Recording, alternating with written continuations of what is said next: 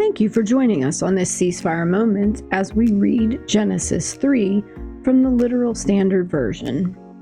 And the serpent has been cunning above every beast of the field which Yahweh God has made. And he says to the woman, Is it true that God has said, You do not eat from every tree of the garden?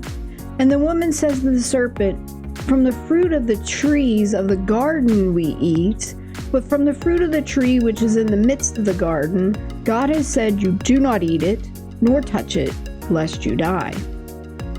And the serpent says to the woman, Dying, you do not die, for God knows that in the day of your eating of it, your eyes have been opened, and you have been as God, knowing good and evil.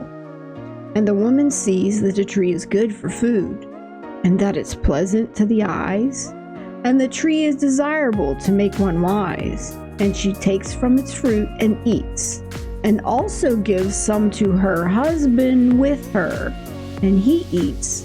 And the eyes of them both are opened, and they know that they are naked, and they sew fig leaves and make girdles for themselves.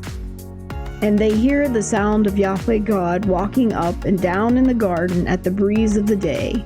And the man and his wife hide themselves from the face of Yahweh God in the midst of the trees of the garden. And Yahweh God calls to the man and says to him, Where are you? And he says, I have heard your sound in the garden, and I am afraid, for I am naked, and I hide myself. And God says, Who has declared to you that you are naked? Have you eaten from the tree of which I have commanded you not to eat? And the man says, The woman whom you placed with me, she has given to me from the tree, and I eat. And Yahweh God says to the woman, What is this that you've done? And the woman says, The serpent has caused me to forget, and I eat. And Yahweh God says to the serpent, Because you have done this, cursed are you above all the livestock, and above every beast of the field. And on your belly you go, and dust you eat, for all the days of your life. And I put enmity between you and the woman, and between your seed and her seed. He bruises your head, and you bruise his heel. To the woman he said, Multiplying, I multiply your sorrow and your conception.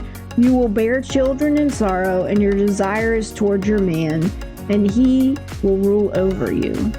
And to the man he said, Because you have listened to the voice of your wife, and eaten from the tree concerning which I have charged you, saying, You do not eat of it, cursed is the ground on your account. In sorrow you eat of it for all days of your life, and it brings forth thorn and bramble for you, and you have eaten the herb of the field by the sweat of your face. You eat bread until you return to the ground, for you have been taken out of it. For dust you are, and to dust you return. And the man calls his wife name Eve, for she has been mother of all living. And Yahweh God makes coats of skin for the man and his wife, and clothed them. And Yahweh God says, Behold, the man was as one of us, as to the knowledge of good and evil. And now, lest he send forth his hand, and has also taken from the tree of life, and eaten, and lived for all time, Yahweh God sends him forth from the Garden of Eden to serve the ground from which he has been taken. Indeed, he casts out the man and caused the cherubim to dwell in the east of the Garden of Eden, with a sword of flame whirling around to guard the way of the tree of life.